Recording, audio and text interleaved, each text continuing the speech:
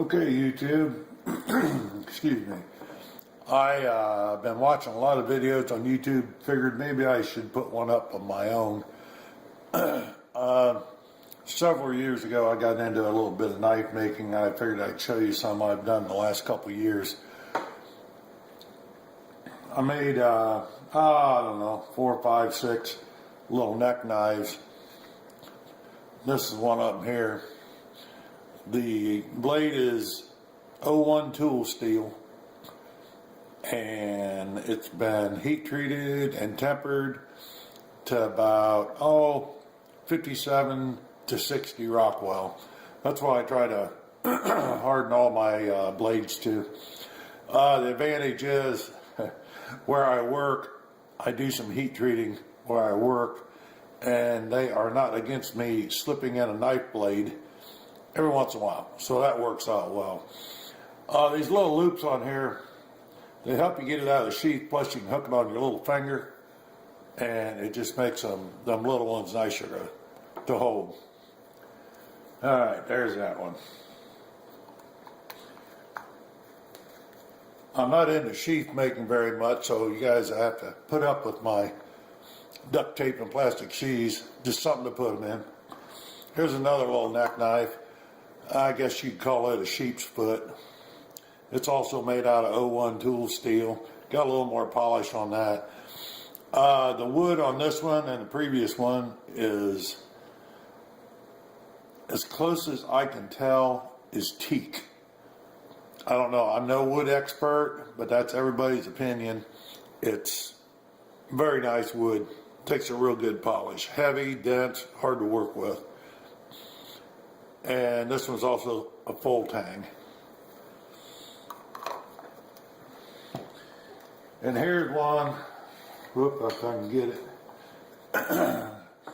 was an old knife I made probably 15, 18 years ago, and I never liked it, and I took it apart one day and reground it into a neck knife and put a paracord handle on it. That's actually made out of a power hacksaw blade. Very hard, gets very, very sharp. But there it is. It's not polished too awful well, but it's good for whatever you want to use it for, I guess.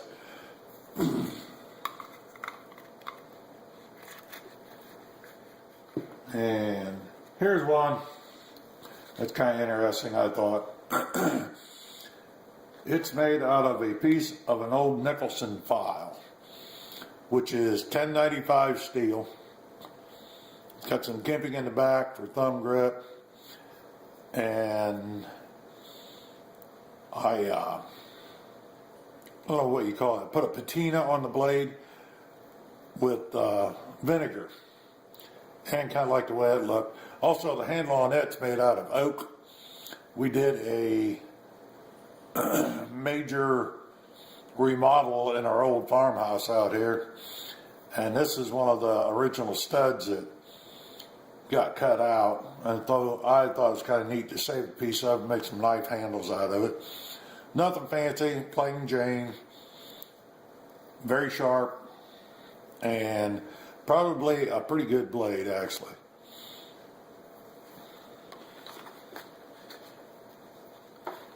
And next one here is my version of a puka,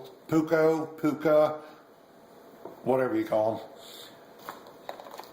It's made out of A2 tool steel, got brass fittings, a 3 tang that's peened over on the butt plate, and it also has that teak wood. But I cut myself so many times on this thing finishing it up, it's not funny. But it is very sharp, and actually I'm pretty proud of that one. That one turned out nice, but the sheath does not do it justice, but it keeps it from cutting me anymore. And then I did a couple friction folders. I can't really take the design of this, as my own. I saw it on a knife forum internet site, and I cannot remember the guy's name, but he gave a whole tutorial on making one of these. And it works very nice. It's got an 01 blade, walnut grips, brass bolsters, and this one here actually has stainless steel liners. But I don't know, I got a kick out of it. They're a lot more work than a sheath knife, I'll tell you what. And here's another friction folder. That was my own design after I did that first one.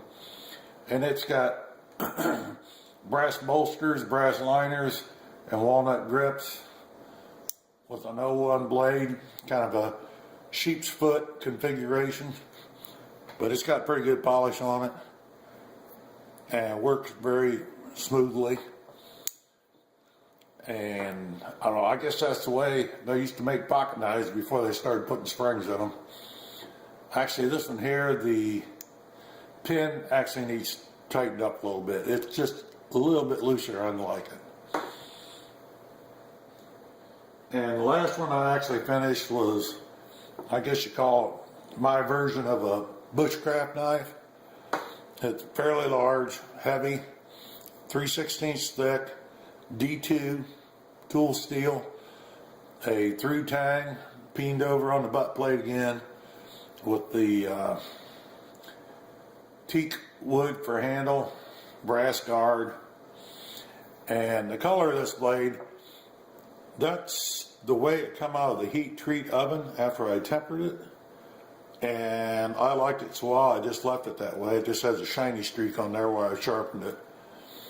And I like this one. The only thing I'd do different if I did another one like this is I make the handle a little bit shorter. It's a little bit long for my liking. But other than that, I'm pretty pleased with it. I would like to, I've actually built a forge.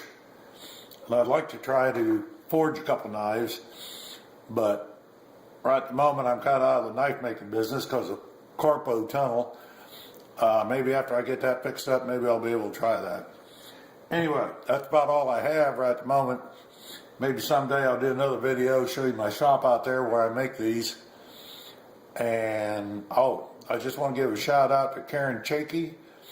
I think that's right. If that's not right, I apologize, Karen. And you should look her up if you're interested in camping or cooking outside. She goes out a lot with her grandkids, and she just seems to have a heck of a good time, which I can relate with because I got 11 grandkids. I got the youngest is 2 months old, and the oldest is 20. Going to be 21, and not too awful long. Okay, well, hopefully I didn't botch this up too bad, and somebody will get a kick out of watching it. So with that, hope you had a good Christmas, and I will talk to you later maybe. Thank you.